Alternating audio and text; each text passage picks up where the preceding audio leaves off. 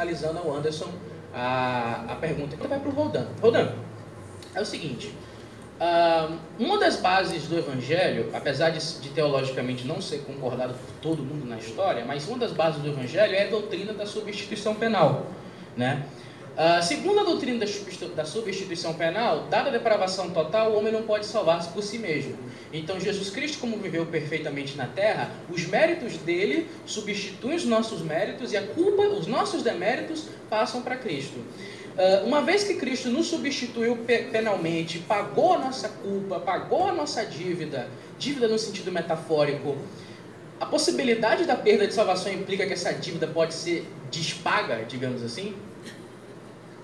Muito boa pergunta. A substituição penal, como ele falou um pouco, é a questão de você não poder pagar a sua dívida. É a questão que às vezes eu uso. Você tem 1 bilhão para pagar uma dívida? Você tem uma dívida de 1 bilhão, você não tem 1 bilhão. Alguém aqui tem 1 bilhão? Não. Então, alguém chega lá e paga para você. Só que a expiação, ela é profissional a todos e efetiva aos que creem. Nós vamos ver que a salvação ela é uma proposta. E aí nós vamos encontrar isso em Romanos 3, 25 e 26, e nós vamos encontrar isso em Efésios 1, 9. Agora é o seguinte, essa pessoa que vem agora a viver o pagamento dessa dívida, logicamente tudo que gera de bom o pagamento dessa dívida, ela vai se colocar para fora daquilo que foi gerado pelo pagamento da sua dívida. No caso, a própria salvação. É isso que ela vai se colocar para fora. O tempo está acabando, então ela vai se colocar para fora. Não é que a dívida foi despaga, é que ela saiu no benefício da dívida. E eu precisaria de alguns exemplos aqui, mas... Continua? Então tá bom. Não, eu concluí dentro do possível, dentro do tempo, né? Ok, você ia terminar a frase, pensei que você ia terminar a frase, não, termina a tua frase. É porque eu precisaria de exemplo. Não, tudo bem. Deu pra entender o teu ponto de vista. Deixa eu iniciar aqui. Vamos lá. Você quer responder? Você quer comentar? Comente. O meu comentário é que se Cristo pagou a nossa dívida na cruz, ela está paga. E se ela está paga, está paga.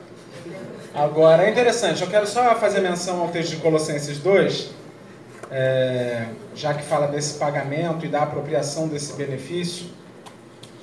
Olha o que o Colossenses diz, um texto que muitas vezes nos passa despercebido. Colossenses 2, versículo de número... vamos ver...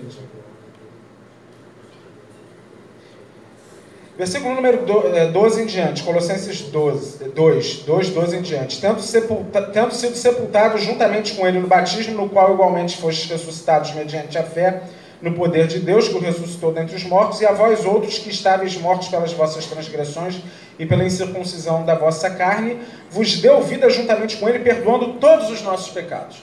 Quando crentes creem em Jesus Cristo, não são perdoados somente os pecados até o momento que ele aceita Jesus. Todos os nossos pecados, aqui ó, todo mundo que está aqui, todos os pecados, desde o primeiro ao último, já foi perdoado por Jesus. Então, se foi perdoado, se foi substituído na cruz, não tem como dessubstituir. Amém. Vamos lá. Agora eu vou perguntar ao Titilo. Titilo, na teologia americana a gente trabalha com um conceito que não é tão popularizado aqui ainda no Brasil, que é chamado de soteriologia da sorte, que é um conceito que é trabalhado no sentido de que, dado uma certa posição, calvinismo, arminianismo, molinismo, por aí vai, você não teria como saber que você é salvo.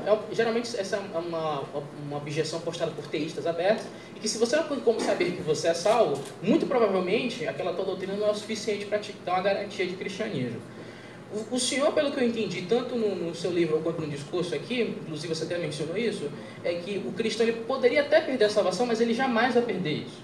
Então, existe uma possibilidade de você perder a salvação, e a fé salvífica, ela é perseverante até o fim. Hoje, eu não sei como vai estar a minha vida no fim, eu não sei se eu vou perseverar até o fim, porque eu não conheço o futuro. Então, hoje, logicamente, eu não teria como saber se eu sou salvo. Então, qual é a diferença da tua posição para a dele? Ok. Um minuto. Veja bem, Primeira coisa a dizer aqui é que há uma diferença entre aqueles que creem na possibilidade de apostasia e os que não creem, de fato. Aqueles que creem podem ter a certeza presente da salvação. Estou certo, seguro que eu estou salvo. Só que não podem ter a certeza futura. Porque não sabe se amanhã vai estar salvo ou não. Se vai apostatar ou não. O que crê na segurança eterna, ele pode ter a certeza que está salvo hoje e, pelo testemunho bíblico, que está eternamente salvo. Ele sabe que amanhã ele também estará certo de sua salvação e estará salvo. Se a sua certeza não for uma falsa certeza. Mas que nós podemos ter essa certeza, João diz, ele escreve, é o objetivo da carta dele, da primeira carta, 1 João 5,13. Estas coisas vos escrevi a fim de saberdes que tendes a vida eterna, a vós outros que credes em o nome do Filho de Deus. Talvez os leitores de João nem tivessem naquele momento a certeza da vida eterna, mas essa certeza pode, de fato, ser tida pela pessoa, porque João escreveu com o objetivo de que eles soubessem que eles têm a vida eterna. E nós sabemos que nós temos essa certeza, que João escreveu com esse objetivo, por causa do testemunho da palavra. Nós cremos em Jesus e a palavra diz que os que creem estão salvos, e por causa do testemunho interno do Espírito Santo também. Ok, você quer comentar? Gostaria de comentar, quando o Tito ele fala sobre todos os nossos pecados estão perdoados. Não é? Ah, tá. Então, desculpa. Então, posso. Vamos lá. A pergunta é o seguinte. Sobre a questão de você ter uma certeza. Sobre se ter uma certeza, o que acontece? Você vai ter uma certeza enquanto você anda em conformidade com o corpo. O corpo de Cristo é um organismo. E todo organismo, e você como membro do corpo, você tem que funcionar de acordo com o corpo. Robert Steng ele trabalha muito bem isso no livro Eleitos no Filho. O que acontece? O cristão, ele tem a sua natureza transformada? Sim. Ele é regenerado? Sim. Só que acontece o seguinte, ele vai ter que viver como tal. Isso não é salvação por obra, isso é obediência. Jesus disse em João 14, que aquele que me ama verdadeiramente cumpre os meus mandamentos e nós faremos morada nele. Então, quando você vem a viver em conformidade com o organismo da igreja, a igreja santa, invisível, então você tem a certeza da sua salvação. E não porque simplesmente você tem. Que não estou dizendo que é isso que ele diz. Eu só estou trabalhando em cima da doutrina. Ok. Anderson, você já colheu a primeira pergunta? Ok. Para quem você vai perguntar e qual é a pergunta? Eu tenho duas perguntas interrelacionadas. Tá? Ok. Para o pastor Roldan.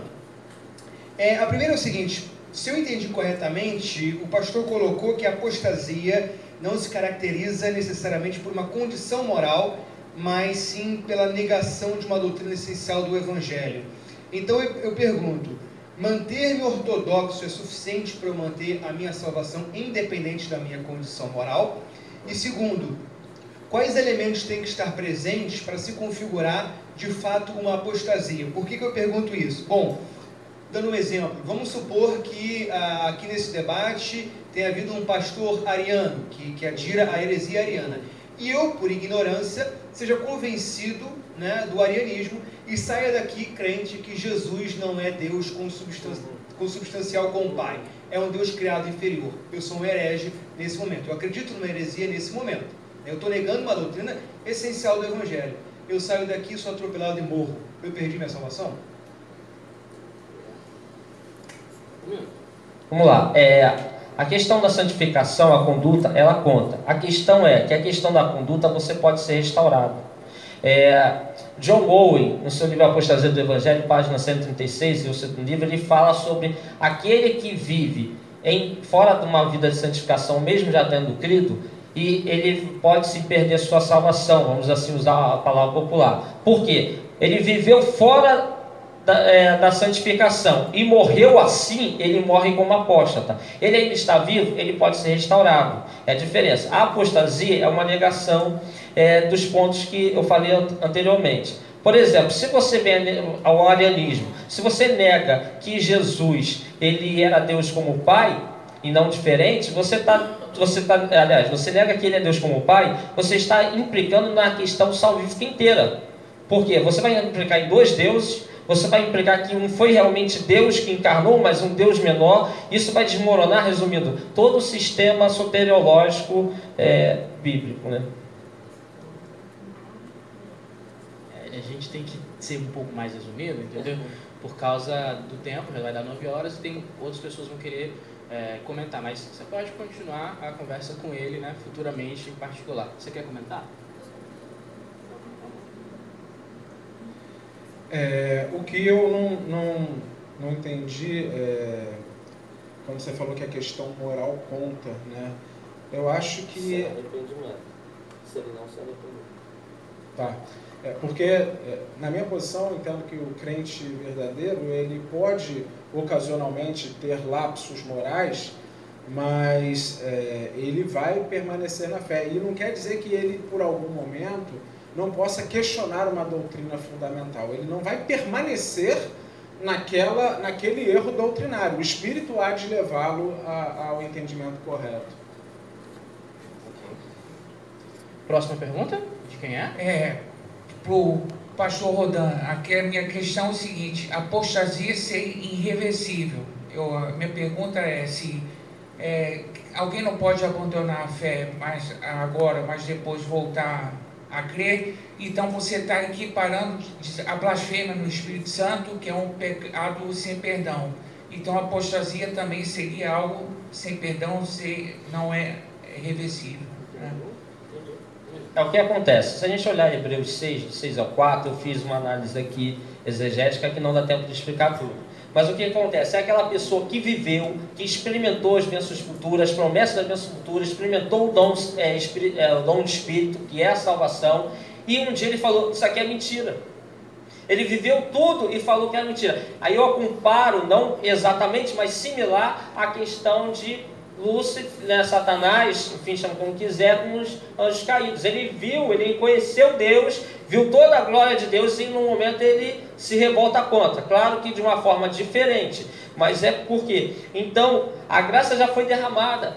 E não é uma pessoa descrente que nunca creu, é uma pessoa crente que viveu tudo aquilo, viveu a presença de Deus dentro dela, e um dia fala, isso tudo aqui é mentira. Então, aqui eu explico o porquê que essa pessoa não pode ser. Ela falou que o Espírito Santo é uma mentira, que é parecido com a questão da ação do Espírito Santo lá, que é chamado de blasfêmia do Espírito Santo.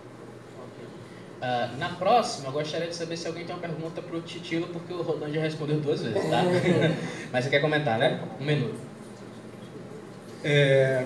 Primeiro, eu entendo que a blasfêmia contra o Espírito Santo é um pecado que não é cometido por cristãos, por salvos. Jesus se referiu à blasfêmia contra o Espírito Santo aos fariseus, aos religiosos que o denegriram, né? Segundo, quando você falou o Espírito Santo é uma mentira, a pessoa dizendo isso, só há de se saber se de fato ele falou isso conscientemente ou se ele não tem consciência do que está falando. Durante coisa sempre eu coloquei de mudar de fé, de virar um islâmico. Virar a chave mesmo. Virar a chave. E no caso de Hebreus 6, o texto tem em foco, embora alguns defensores da segurança eterna vão dizer que ali não são crentes, o texto tem em foco pessoas crentes sim. E aí, perderam a salvação ou não? Eu aguardo que vocês me façam essa pergunta, mas o foco de Hebreus 6 é cristão, é crente salvo. Blasfêmia contra o Espírito Santo só pode ser cometido por alguém que nunca foi salvo por Jesus, tanto é que os fariseus que foram confrontados por Jesus na questão deste pecado. Ok. Alguém tem uma pergunta ao pastor Tiago Titilo? Pastor Tiago, né? Eu gostaria de saber, o eleito, mesmo se ele cair na gandaia, mesmo assim será salvo? Gostei do cair na gandaia, vamos lá. 1 minuto. Eu quero pergunta assim, ó, curto e grosso, mas vamos lá. Vamos supor que o pastor acabou o culto, recebeu um convite para ir para a balada. Veja bem, meu irmão, o eleito, o salvo em Jesus Cristo, ele não tem prazer nessas coisas. Eu cito de novo 1 João 3,9. Aquele que é nascido de Deus não vive na prática do pecado. Se o indivíduo vive largado, ele não nasceu de novo, ele não experimentou a salvação de Jesus Cristo. Aí se cumpre o que João diz lá na sua primeira carta, no capítulo 2. Saíram do meio de nós, mas não eram dos nossos. Porque se fossem dos nossos, tinha permanecido conosco.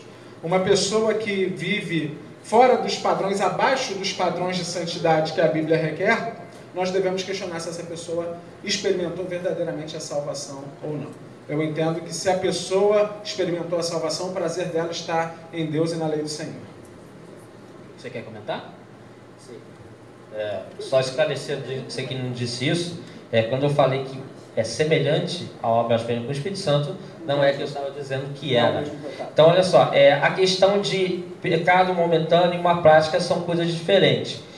Quando nós chegamos a uma questão, a pessoa caiu naquele pecado, ela vem a se arrepender. Por quê? Porque há uma necessidade de arrependimento. Se ela vier se arrepender, ela está agora com seu pecado perdoado e ele não será julgado por isso. Então o que acontece? Agora, uma pessoa que ela venha ficar nessa prática, e ela acaba terminando a sua vida sem um arrependimento, é uma coisa distinta daquele momento ali. Porque cair na gandaia a gente não tem prazer, mas se a gente perguntar, nós não temos prazer no nosso espírito, mas a carne sim, de mentir, de xingar ou qualquer outro tipo de pecado. Mas podemos cair num pecado desse. Agora a prática é uma coisa distinta, e aí se o cara vive na prática e morre desse jeito assim, aí eu concordo com ele, pode ser visto como errado diante de Deus. No caso, ele pode cair na gandaia, mas se ele permanecer na gandaia, ele perde a salvação. Pode ser. Uma coisa é cair na gandaia, outra coisa é ficar na gandaia. Entendeu? Aí o justo, o juiz vai julgar. Entendeu? O ideal é você não cair na gandaia. O ideal é cair na gandaia. Esquece esse negócio, meu irmão, pelo amor de Deus. Anderson, e aí? Boa noite. Eu queria uma pergunta que eu não entendi. Ele perguntou ali, né, que numa palestra, num debate como esse, pro Titilo. Okay. Ele perguntou pro Rodan, mas eu vou perguntar pro Titilo. Ele tinha colocado, né, que se viesse um outro pregador com uma situação de ariano e tal, não sei o que, ele fosse convencido dessa situação e saísse e morresse, ele perderia a salvação? Eu não entendi se foi respondido ou se não foi. Me parece que na visão do Rodan, como foi um pecado doutrinário, teológico, um abandono, mesmo que momentâneo ali, e ele morre naquele estado, ele teria perdido a salvação. Então, opa. Ok. Eu entendi que na visão do Rodan, sim, né? Porque me parece que foi um pecado teológico, doutrinário, um abandono de um fundamento da fé cristã. Na minha visão, se o indivíduo morre nessa situação, fica muito difícil para a gente exercer qualquer tipo de juízo, né? A gente estaria se assentando num lugar que não é nosso. Eu posso dizer que se o pecado permanece, dá prova de que o indivíduo nunca foi um crente verdadeiro, porque a fé não foi solidificada, ela extraviou. Agora, se foi argumentos que o convenceram no momento, mas ele foi salvo, o Espírito o reconduzirá à salvação. De maneira que, se esse indivíduo for salvo, eu custo a crer que Deus permitiria que ele morresse nesse estado antes de conduzi-lo ao arrependimento desse erro de heresia teológica. Tá? O que acontece? Essa pessoa, se ela creu realmente no seu coração no arianismo ou qualquer outra heresia, nós vamos ter que entender o seguinte. Eu vou pegar o exemplo de Israel. Israel, muitas das vezes ele foi levado a fazer o que era errado diante de Deus pelos seus líderes. Mas Deus nunca poupou o povo. Ele derramava o juízo sobre os líderes que instruíram e o povo que seguiu. Então a questão, nós estamos falando de uma pessoa que nunca teve acesso à Bíblia, nós estamos falando de uma pessoa que não sabe ler, ela vai acreditar no que qualquer um falar, pelo menos ela é mais propícia a isso, porque se eu falar para você, a Bíblia diz isso, a senhora não tem Bíblia, a senhora não sabe ler, que não é o caso, mas é uma situação. Agora nós falamos de uma realidade Brasil, nós temos que ver a realidade. Se essa pessoa ela creu realmente no arianismo e morreu nessa situação, ela vai ser julgada pelo que ela creu. Jesus ele fala que você vai ser julgado pela sua crença ou pela sua incredulidade. Incredulidade no caso de não crer no verdadeiro ali evangelho, né? Eu vejo dessa maneira. Anderson? Boa noite, rapaz. Carlos Fabiano, Jornal da Banda. Queria fazer só uma pergunta para os dois. como então que deve ser a caminhada, a postura, a vida do crente na visão de cada um? Com medo, tranquilo, como que deveria ser? Tá. Acho que os dois vão falar a mesma coisa. Vai, você começa. Em obediência e amor. Não no julgo, não no chicote, mas em amor a Deus. A nossa obediência deve ser movida pelo amor, primeiro o amor de Deus e depois o nosso por Ele. Então, a vida que nós obedecemos a palavra, que nós oramos, que nós vivemos como cristão, que nós temos uma piedade, que nós vivemos em comunhão, eu acho que seria um resumo. Vamos viver tranquilo? Vamos viver tranquilo. Porque, como vamos ver, nada externo tem força para te obrigar a sair do Evangelho. É você que vai se render ou não. Dentro da minha visão, né, é assim. Então, mas resumindo, é uma vida de obediência em amor, em voluntariedade, um servo voluntário. Eu quero ser teu servo, porque tu me resgatou. Então, eu veria dessa maneira. Mas tranquilidade.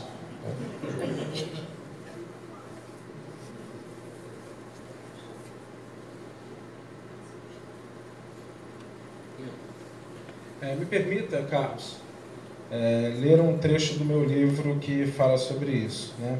Eu mencionei aqui a questão de pessoas, na prática pastoral a gente tem isso, que chegam atormentadas diante de você, julgando que cometeram um pecado imperdoável contra o Espírito, ou que perderam a salvação, e por aí vai, né? Aí uma abordagem pastoral comum é mostrar que se a pessoa é acometida por esses temores, ela não chegou a esse ponto, porque quem de fato não tem o temor de Deus é que vai cometer esse tipo de pecado, né? Mas aí eu continuo dizendo assim, essa orientação nem sempre resolve o problema, pois a pessoa pode conjecturar. Não cheguei a esse ponto hoje, mas e se eu chegar um dia? A segurança do crente não deve estar em sua capacidade de manter-se salvo, mas no Salvador sobre quem a fé é colocada. Aqueles que reconhecem a doutrina da segurança eterna gozam de uma paz que os que a negam não experimentam. O medo e a insegurança na inconstante gangorra das emoções atribulam crentes que sabem estar salvos hoje, mas não podem saber se permanecerão amanhã. Mas o perfeito amor, diz João, lança fora todo medo. Aqueles que temem perder a salvação acabam não desfrutando melhor do relacionamento que poderiam ter com Deus. Por isso João explica o propósito da sua carta. Eu vos escrevi para saberdes que tem a vida eterna, vós outros que credes no nome do Filho de Deus. 1 João 5,13. O apóstolo não escreve apenas para que seus destinatários saibam que possuem a vida eterna, mas para que saibam que a vida que possuem é eterna, jamais poderá acabar.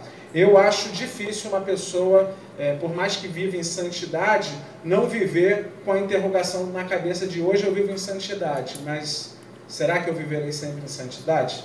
Eu posso afirmar que o Espírito mudou a minha natureza de maneira que eu buscarei sempre a santidade sem a qual ninguém verá o Senhor. E isso enche o meu coração de gozo e alegria. Mais uma pergunta? Boa noite. A minha pergunta para o Titílio. Foi falado anteriormente a respeito do cão que continua sendo cão, o porco que continua sendo porco. Após o encontro real com Cristo, nessa analogia, o cão deixa de ser cão? A minha pergunta-chave é: após o cristão verdadeiramente aceitar Cristo, a ponte é quebrada, ele não pode mais voltar para trás. E se em algum momento vai contra a questão de arbítrio? Ok. Ótima pergunta, eu estava ansiando por ela, né? O livre-arbítrio é tolhido.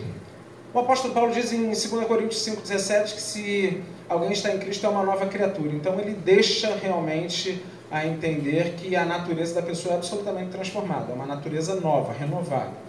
O que não acontece no caso de 2 Pedro em relação ao cão e à porca, né? Agora, essa nova natureza tem poder para voltar atrás? Do ponto de vista filosófico, tem. O ser humano é livre para aceitar ou rejeitar a salvação. Em Cristo ele é mais livre ainda, né? A questão é, ele vai optar por isso? A resposta bíblica é não. Aquele que experimentou o amor de Cristo, nada mais nesse mundo pode satisfazê-lo senão o próprio amor de Cristo.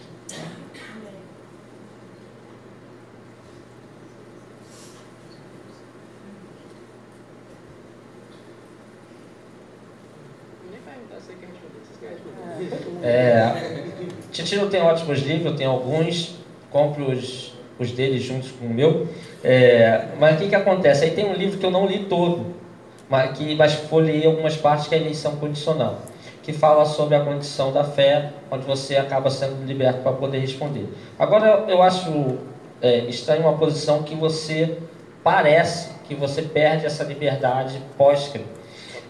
Entendeu? Então, o que acontece? Em Atos 6 são separados diáconos, e são ditos que esses diáconos são cheios do Espírito Santo. E o que acontece quando a gente vai ver lá, vai ver Nicolau. Nicolau, ele é atribuído a ele aquele que difundiu a doutrina dos Nicolaitas, e em Apocalipse 2. Segundo Charles Serrier, na Bíblia Anotada e Expandida, ele vai dizer que, de acordo com os patriarcas da igreja, os pais da igreja, aqueles que sucederam os apóstolos, quem difundiu isso aqui foi exatamente esse Nicolau, que foi escolhido por ser cheio do Espírito Santo para ser diácono. Então você vê que ele dá uma retrocedida aí. Baseado na tradição, né? Baseado na tradição. São os teólogos. Próxima pergunta. Boa noite. Só uma coisa, Anderson, tem mais quantas perguntas ainda? Uma? Duas, né? Ok, já vai dar 9h15 agora, né? Então é melhor a gente encerrar por aqui, porque vai ficar muito tarde. 3, no caso, né? 3 perguntas. Então, qualquer coisa você dialoga com o autor depois aqui, né? Aí vocês ficam com ele até meia-noite. Aí, vamos lá, próxima pergunta. Boa noite, meu nome é Marcelo Victor. Eu vou pegar o texto de 1 Coríntios 5, né? E ele diz assim: de toda parte se ouve comentários de que há impureza entre vós e uma espécie de moralidade que não se observa nem mesmo entre os pagãos, a ponto de alguém manter relações sexuais com a mulher do seu pai.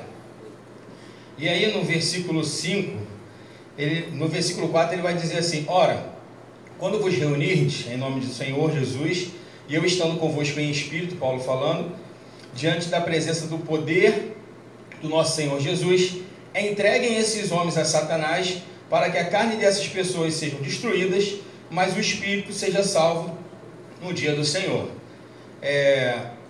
Foi falado sobre questão de desvio moral, né, apostasia e tal, né, das doutrinas básicas. Mas aqui tem um ponto interessante aqui nesse texto, que diz, tem um verbo aqui, manter. Ou seja, manter relações. Então não é aquele negócio, cometeu, teve um desvio, está dizendo aqui manter. E Paulo é bem claro que ele diz, para que no final o espírito seja salvo. Então, a pergunta é para quem? Os dois estão comentando. Na realidade é o seguinte, porque ele estava falando, ele perguntou, ele falou assim, o cara escutou aqui uma palavra, foi embora daqui, foi atropelado e morreu. Né? Só que aí eu tenho um outro texto aqui, o texto bíblico está dizendo a questão do seguinte: Paulo é bem categórico, fala que ele mantém relações sexuais com a mulher do seu pai. Então deixa eu ver se eu entendi a pergunta. Você está pegando um caso aqui que a pessoa não teve um desvio, mas ela estava mantendo uma prática moral. Não, estou pegando o texto bíblico que está dizendo. Sim, então, a pergunta é o seguinte: mesmo mantendo a prática do pecado, Paulo está afirmando aqui, o que eu estou lendo aqui no 5, ele diz que no final, para que no final o espírito seja salvo no dia do Senhor. Então a pergunta para os dois é: como é que a gente resolve essa questão aqui? Perde ou não perde? Porque acontece, a gente falou aqui sobre, porque o primeiro eles começaram falando assim, ele começou lá no início, quando ele deu os 10 minutos, né, o pastor falou a respeito de desvio moral. Então é para comentar esse aí acontece, aí foi moral, depois falou assim, mas pode ter a questão da apostasia. Nesse caso aqui está dizendo de manter, não é nem que foi momentâneo, nem um momento, não está dizendo aqui que voltou, ele se arrependeu, voltou para o convívio da igreja. Não, Paulo está dizendo aqui, para que seja morto, destruído, para que no final, no dia do Senhor, o espírito seja salvo. Vai lá, resolve essa batata aí, vai. Vamos lá, eu estava achando aqui, procurando aqui a referência, não achei. Mas, primeiro, é interessante que você diz que mantém. Agora, manter pode ser por um período ou pode ser por um período não contado. Interessante, e eu quero destacar, que ele fala para ser entregue a Satanás para a destruição da carne, a fim de que o espírito seja salvo no dia do Senhor Jesus. Então, me parece que a expectativa de Paulo é que este rapaz, por mais imoral que tenha agido por um tempo, ele vai retornar porque é um salvo. A proposta é que o espírito seja salvo. Essa é a confiança de Paulo. E tem um texto na segunda carta de Coríntios, que eu não lembro a referência, que fala até para se o indivíduo ser tomado de excessiva tristeza. Ele menciona essa expressão, falando para ele ser acolhido. Aquele que pecou será acolhido para não ser tomado de excessiva tristeza, e a maioria dos intérpretes concorda que é o caso desta pessoa que foi excluída da igreja, e ser entregue a Satanás é ser excluído da igreja, onde não está na comunhão dos santos, está entregue a todos os problemas que o mundo traz, mas com o objetivo desses problemas levá-lo à reflexão e ao arrependimento, e ele ser salvo no dia do Senhor, o que 2 Coríntios confirma que foi a reconciliação desta pessoa. E o senhor, Rodão, o que você tem a dizer? Eu percebo uma situação muito prática, ali é uma questão prática de igreja, e nós vamos ver que é o seguinte: depois Paulo, na segunda carta, ele manda buscar esse homem e colocá-lo novamente no convívio da igreja.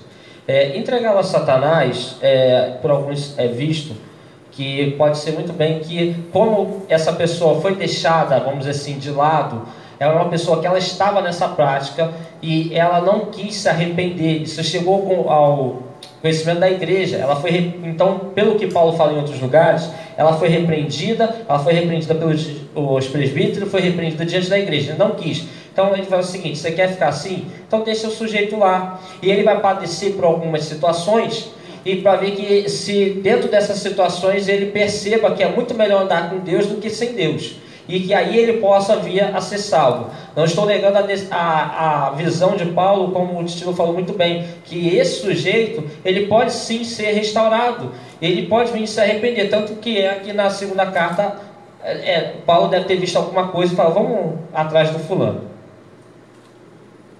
Próxima pergunta.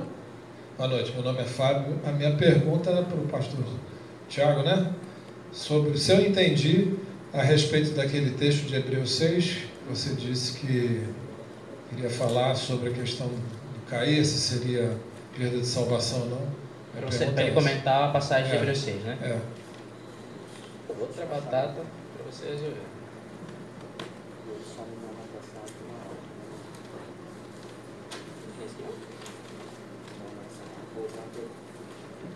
Vamos lá, vamos para Hebreus 6. O primeiro ponto que eu quero chamar a atenção é que a expressão do verso 6, é claro que a pessoa foi salva. Alguns que defendem a segurança da salvação vão dizer: não, o indivíduo não era salvo. Eles provaram o dom celestial, se fizeram participantes do Espírito Santo, são descrições que apontam para um indivíduo salvo. Mas o verbo traduzido por "e caíram", né, caíram, ele pode ser adequadamente traduzido por "se caíram", porque parapesontas está no particípio adverbial denotando condição. Então, o autor de Hebreus ele está usando um argumento retórico conhecido como reductio absurdum, né? Tanto é que no verso 9 ele vai dizer: ainda que falamos desta maneira. Não quer dizer que essas pessoas chegaram à via de fato, mas aquilo era um argumento retórico para mostrar que a proposta judaizante da justificação pelos ornados conduziria a um absurdo, porque se eles caíssem, seria necessário um Cristo vir novamente à Terra, nascer de novo de uma virgem, morrer na cruz do Calvário, e isso seria impossível. Então, embora o indivíduo possa cair, o texto do verso 9 vai dizer claramente: mas quanto a vós eu espero as coisas relacionadas à salvação. Ele levanta uma hipótese para mostrar o absurdo do pensamento judaizante, utilizando um reductio absurdum como modelo retórico na sua fala.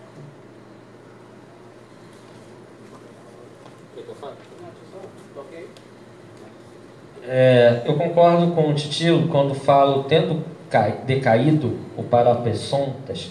Realmente cair para fora, e o particípio pode ser condicional. Isso está descrevido no meu livro também. Pode ser condicional, porque eu vejo o seguinte: se tendo decaído, como ele coloca o "se", é verdade, se, porque se tendo decaído, se o sujeito tendo decaído, ele não poderá ser restaurado. Eu vejo como uma possibilidade real, sim. Eu queria aqui um texto que eu não cheguei a citar, mas eu acho que entra em acordo aqui, que é 1 Coríntios 15, 1 e 2. Diz assim: ora, eu vos lembro, irmãos, que o evangelho que já vos anunciei, o qual também recebeste, no qual perseverais. E pelo qual também sois salvos, se é que o conservais, tal como vou anunciei, se não é que credes em vão. O que ele fala assim? Se você perseverar, ele está falando, você tem que perseverar. Mas ele vai dizendo o seguinte: vós sois salvos se conservar o evangelho conforme eu tenho vos passado, senão você está crendo em vão. Vamos lá, última pergunta, tá bom? Vai pro meu professor, mas ele não vai tirar ponto meu não. A pergunta que eu queria fazer para o senhor o ser humano já nasce condenado? E aonde fica, como o senhor podia me explicar, como Jesus disse quem quer seguir Jesus tem que negar a si mesmo. Como que implica a obediência na salvação e se o ser humano já nasce condenado? Seria essa a resposta. Se condenado se entende sob a ira de Deus, todo mundo nasce sob a ira de Deus, porque nasce em pecado. Agora, se condenado é destinado ao inferno, aí, neste caso, eu entendo que a graça de Deus ela se manifesta a todos os homens, trazendo salvação, como Paulo diz a Tito, no capítulo 2, verso 11, proporcionando essa possibilidade de salvação. Agora, a segunda questão que ele perguntou, essa foi a primeira, condenado, a segunda? A questão de levar a cruz e tal. Nisso eu acredito que a minha visão e a do Roldan são semelhantes, porque eu entendo que o verdadeiro crente, ele vai viver uma vida de santidade. O Roldan entende que o verdadeiro crente deve viver uma vida de santidade, se não viver perde a salvação. Eu entendo que essa fé salvífica é perseverante, então inevitavelmente ele vai viver uma vida santa com algum lapso ocasional, mas é a vida de renúncia. Contudo, nós não somos salvos por essa renúncia, por esse carregar a cruz e por essas obras. Nós somos salvos para carregar a cruz e para fazer boas obras. As obras não estão na base da salvação, elas são evidência, são consequência de alguém que verdadeiramente foi salvo e teve a sua natureza transformada, fazendo então aquilo que agrada a Deus. Quem fala muito bem sobre, o livro trata muito bem sobre essa questão antes e se você está condenado, predestinado já irresistivelmente ou não, ou a questão do pecado, é um livro chamado A Dupla Predestinação ao Contrário ao Caráter de Deus. Não está os dois rodando. Mas o que acontece? Então, o que acontece? O Tio falou um negócio muito interessante. A base da nossa salvação não é obra, é a graça. Nós somos salvos pela obra, não por... nós somos salvos pela graça e não por obras, para que ninguém se glorie. E ele falou algo certo, que o cristão, ele vai ter o desejo de fazer boas obras. Nós fazemos boas obras não para ser salvos, mas porque somos salvos. Eu entendo uma questão, dessa questão olha só, aquele que quiser me seguir, o homem só pode querer depois que ele é capacitado para tal, ação prévia da graça. Então ele veio à graça, ele aceitou o Evangelho, aceitou a Cristo e ele passou a seguir. E ele vai ter que negar a si mesmo durante a sua vida. Eu vejo uma questão, capacitado pela graça, essa pessoa perseverar, não irresistivelmente, mas bem capacitado para tal. Queridos, muito obrigado pela presença de vocês até aqui. Eu estou muito feliz por Deus ter realizado esse meu sonho de organizar esses encontros para nós dialogarmos e discutirmos essas questões teológicas pertinentes e que influenciam na nossa vida prática, né? Porque a gente está falando de salvação, de fé perseverante, então isso influencia em nós. Então, muito obrigado. Espero em Deus que, se for da vontade dele, outros eventos desses possam ser, com outros assuntos, possam ser continuados. Então, eu agradeço a presença de todos. O Anderson quer dar uns recados aqui à igreja, então agradeço e vamos encerrar essa parte do debate e uma salva de palmas aos nossos debatedores.